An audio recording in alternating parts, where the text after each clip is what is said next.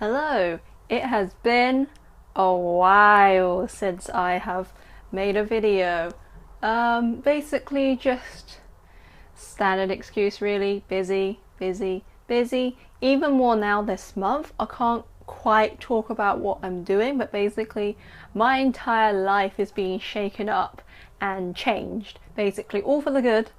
But it's kind of... Anyway, so I used to do these writing updates months and months and maybe even a year ago, and then I just stopped because when I was doing them I was searching for a job, and then I got a job, and then I moved to London, and then I had no time ever. So the light changes a lot. It's a very, very sunny day and very cloudy day. So yes, life has been hectic, but this series is back.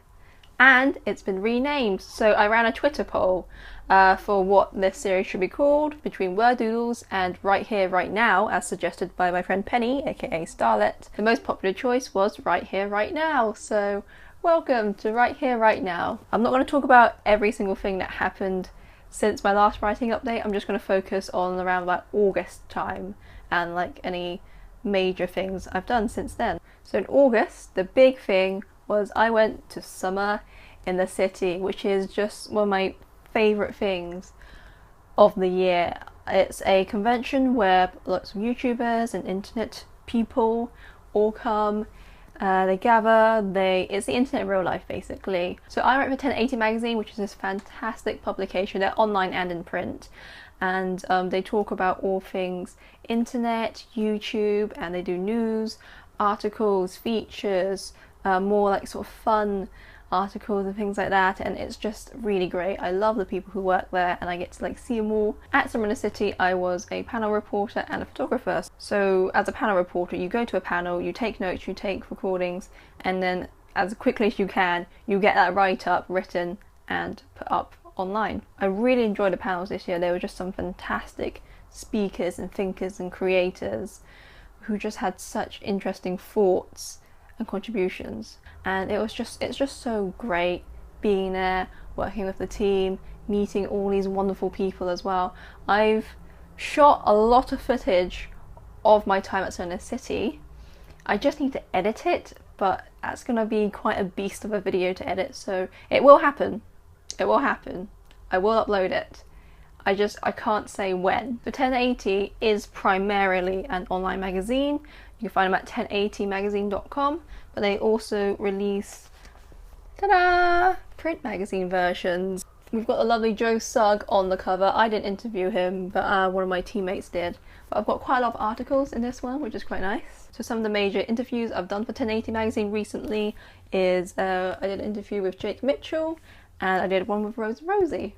I've also written a bunch of features, like some stuff on Linda Blacker's diversity shoot. I've also written about how lots of creators are moving now to Patreon, and just lots of cool articles. If you want to read my stuff, I'll put a link in the description, but definitely check out 1080 magazine. Something I've been doing a lot of since moving to London is spoken word poetry.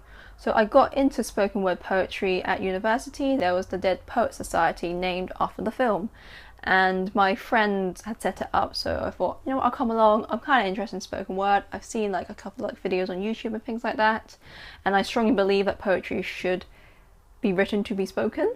That's how I enjoy poetry personally. So I went along, and I just got hooked, because it's so, I don't quite know how to describe spoken word. Like, you need to watch some performances and you need to be there to really grasp a sense of how magical it is, because to be a performer and just to be in the audience is really something. And when you go up on stage to perform, a lot of these performers and myself, we are talking about deeply personal issues and things that we haven't spoken about because we don't know how to talk about it. So we put it in a poem form, and that's the only way we can express it, and it's terrifying. But you go up stage and you start speaking, you start performing, and everyone's like listening, and it's very interactive. So like, if you hear a lot of people like snapping or going or just nodding or just like doing little cheers now and then, that is like good behaviour in a spoken word or open mic night. Like, Don't do it in the theatre, that's rude, be quiet. In a spoken word night, express yourself, whether you're in the audience or on stage, and it's magic. It's so magical. Like, everyone is so supportive. Afterwards, you just talk to everyone, everyone is so nice. It is truly, truly magical. Basically, since moving to London, I've been going to work and then immediately going to a spoken word night. I have a recording of one of my most recent performances. I performed it at Spoken Word London, which is one of my absolute favourite nights because I just love the people there. The crowd are always so wonderful. And this most recent poem is called Bodies and Blasphemies, and it's about the very long and difficult journey I've taken towards achieving sort of like self-love and body positivity, and how I approach my own femininity and things like that. It's one of my favourites to perform because the audience seem to really like it. Because when I walk into a room, you know deity has arrived. Because I especially really love performing it because afterwards so many people come and talk to me and tell me their stories and how they interpret and relate to the poems. So for example, in the poem I talk about how it's always felt like it would have been better if I was born a boy. Like it's not disappointing that I was born a girl, but it would have been like better if I was born a boy. And I've had people sort of come up to me afterwards and talk about, yeah, it's the same in like my household. So like people are okay when, you know, a girl is born, but when a boy is born, that's a lot of celebration. The parents are very, very happy. The boys tend to be more spoiled throughout their childhood. And also like how the parents have sort of like come to realise over the years that no, actually having a boy isn't that big a deal. Like just having your children's love and support is more important. So it's just really beautiful hearing these stories on stage and off stage as well. If you have a chance to go to a spoken word night, go, go, go, go, go. And the final big news, I'm so excited by it, but so I've been published with them before. I've had a little poem printed in their magazine, but Bedboat, they've published a short story of mine. Bedboat magazine is this really gorgeous, gorgeous magazine set up by these two wonderful women, and it's taken them a lot of like hard work. But the 4th issue is out. I got sent this in the post. It's still in the wrapper, so I'm going to unwrap it right now. I've got my Hello Kitty scissors because I am Asian. Oh my gosh, I love this magazine so much. It's so well produced and beautifully made. I'm listed on the pens, so we have the editors, pens, pencils, cameras. Seeing your name in print never gets old. It's, oh my gosh. Oh, sorry, I'm getting a bit emotional. Oh, my story's in print. Oh. The lovely illustrations as well by Esme Lonsdale, I believe. Yeah, my story basically finishes the issue, and then there's like a letter in the end. So this story is called Sugar Miles. I wrote this because I think I just came across the prompt like, you know, what do you wish you could apologise for? And it's about this relationship between granddad and his now grown-up grandson. And the granddad has given his grandson his old car. It's about all the memories around that car.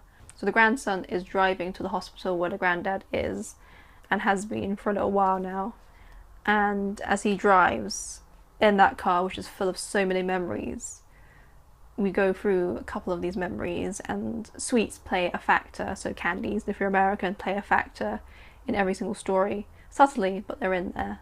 I entered this to a competition several years ago, but it never got accepted and didn't even make the shortlist, but it is one of my favourite stories. I'm very, very proud of this, and just seeing it in print, in physical format with these beautiful illustrations, So I'll just read you a little section of the story. Sugar Miles. Granddad left me his car in his will. I'd owned it for a few months, but hadn't driven it until now.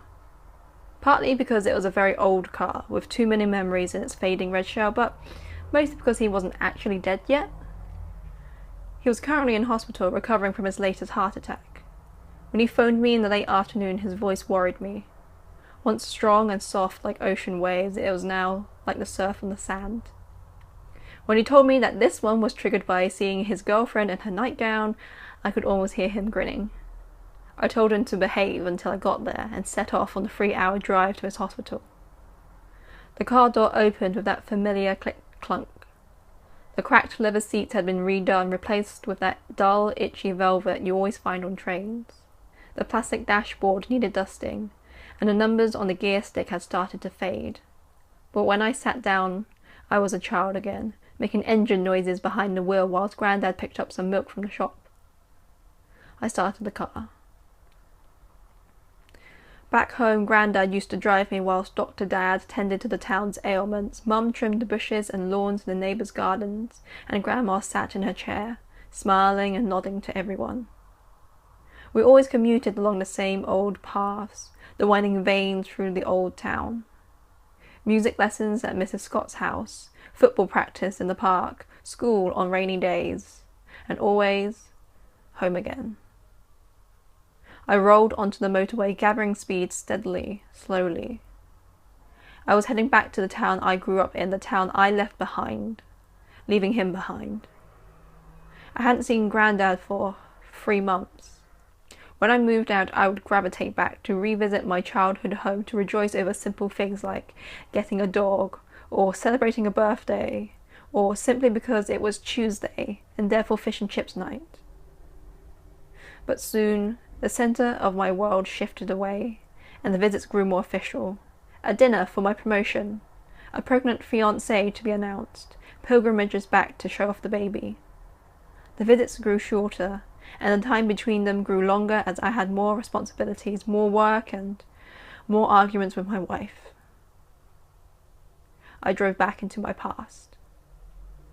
And if you want to read the rest, get the magazine. Very sadly, as I've just read in the letter from the editor, this is their 4th and final issue. I am quite sad about it, but like, what a collection of magazines, and what a beautiful collection of stories and artwork. I'm very, very happy to have been part of this fantastic project.